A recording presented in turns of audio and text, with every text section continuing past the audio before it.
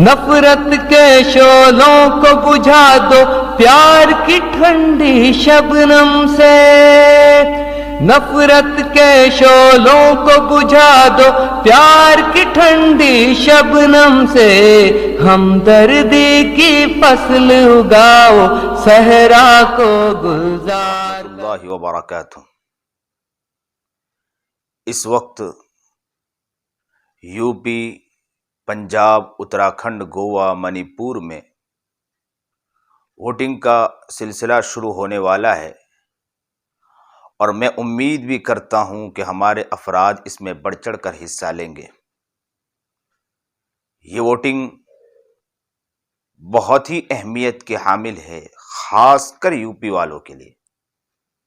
اس وقت تمام پارٹیاں اپنے نعروں، دعووں، وعدوں اور منشور کے ساتھ میدان میں ہیں۔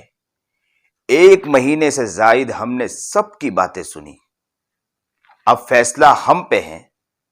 ہم نے اب فیصلہ کرنا ہے کہ ہم نے بطور ووٹر کس طرح اس ملک کو آگے لے کر جانا ہے۔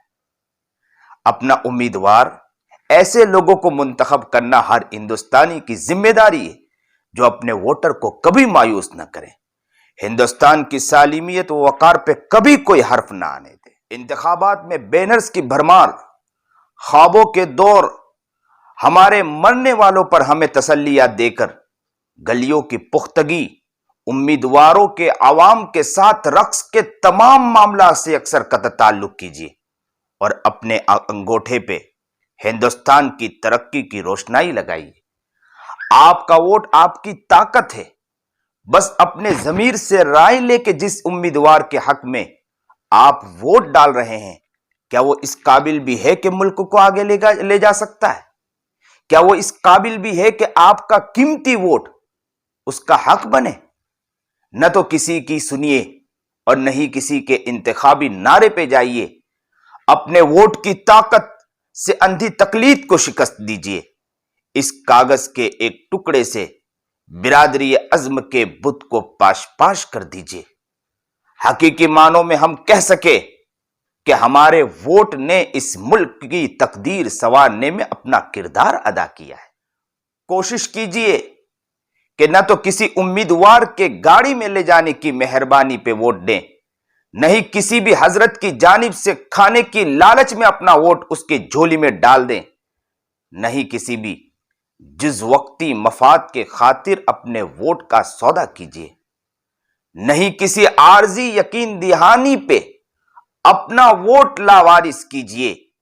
اس مرتبہ اپنے ووٹ کو تبدیلی کا ضامن بنا لیجیے، اور اس ملک پہ احسان کرتے ہوئے اپنے ووٹ کا درست استعمال کر کے ایک ذمہ دار ہندوستانی ہونے کا ثبوت دیجیے۔ اس گواہی کو کسی بھی ایسے شخص کے لیے بنا تفریق، فرقہ، گروہ، رنگ، زبان، نسل استعمال کیجیے، جس پہ آپ کا ضمیر مطمئن ہو کہ وہ آگے جا کے نہ صرف آپ کے جان و مال کا حقیقی تحفظ کرے گا، بلکہ وہ قوم و ملک کا وفادار بھی رہے گا۔ اس انتخابات کو نقطۂ آغاز بنا لیجیے۔ برادری اعظم کے خلاف ان انتخابات کو پہلی سیڑھی سمجھ لیجیے۔ اپنی ضمیر کی آواز پہ لبیک کہنے کی ان انتخابات میں فیصلے کی قوت پیدا کر لیجیے۔ آج کے بعد ووٹ کسی کی سفارش پہ نہیں بلکہ اپنی بہتری کے لیے دیں گے۔ گھر سے نکلتے ہوئے تہیہ کر لیجئے کہ آپ تمام تر رکاوٹوں کے باوجود آج یہ ووٹ اپنے عقل و شعور کے مطابق ہی دیں گے۔ آپ عزم مصمم کر لیجئے کہ اس مرتبہ ووٹ کی پرچی کو ضائع نہیں ہونے دیں گے، اور اس کا استعمال ایسی شخصیت کے لیے کریں گے جسے شاید پوری دنیا غلط بھی کہے تو آپ کا دل اس کو ووٹ دیتے ہوئے مطمئن ہو۔ جتنی زیادہ تعداد میں آپ ووٹ ڈالیں گے اور ووٹ ڈالنے آئیں گے، اتنی تیزی سے ہندوستان ترقی کرے گا۔ اپنے ووٹ کی طاقت کو ہندوستان کی ترقی کی ضمانت سمجھ لیجیے۔ آج اگر آپ نے ووٹ کا درست استعمال بنا کسی خاندان، گروہ، ذات، برادری سے وابستگی کے کر لیا تو یقین رکھیے کہ آپ کی آئندہ آنے والی نسلیں بھی ایک روشن ہندوستان میں سانس لے گی۔ چھٹی کا دن منانے کے بجائے اپنے گھروں سے اپنے زور بازو پہ نکلیے، کسی لالچ میں آئے بنا اپنے ضمیر کو ووٹ دیجیے، کسی بھی فائدے کے بنا ووٹ اپنے شعور کو دیجیے، کسی بھی عارضی یقین دہانی کے بجائے اس مرتبہ ووٹ صرف اپنی ذات کو دیجیے۔ آپ کسی بھی ذات پات کے چکر، برادریوں کے چکر میں ووٹ دینے کے بجائے صرف اور صرف اپنے مستقبل کو ووٹ دیجیے۔ جس کو آپ کا دل بہتر سمجھے بس اس کو ووٹ دیجیے۔ تمام اشتہارات، بینرز، پوسٹرز، نعروں، دعووں، ریلیوں، جلسوں سے قطع نظر ہو کے اگر آپ نے ہندوستان کو ووٹ دیا تو یقین رکھیے اس ملک کا مستقبل بہت روشن ہے۔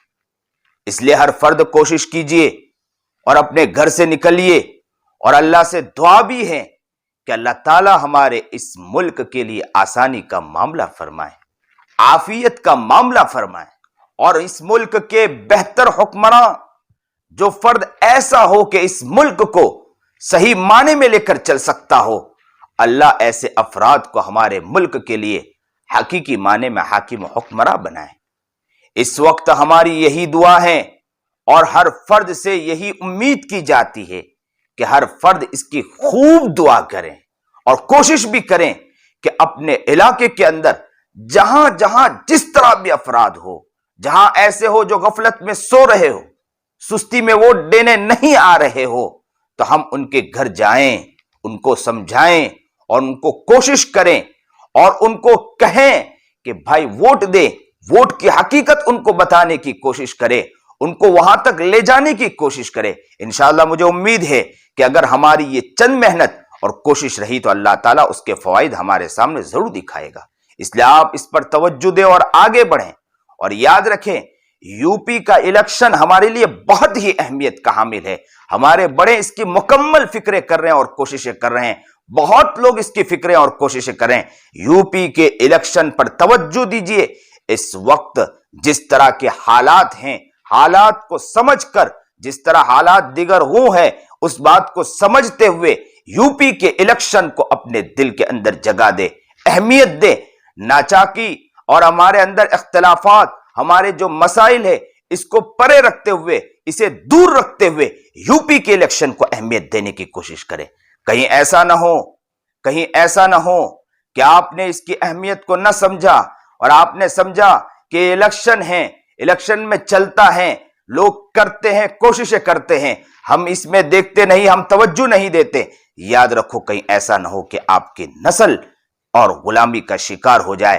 انگریز سے ہم نے آزادی حاصل کی، صرف اس بنا پر آزادی حاصل کی کہ ہم یہاں ہندوستان میں اپنی زندگی صحیح معنی میں گزار سکے۔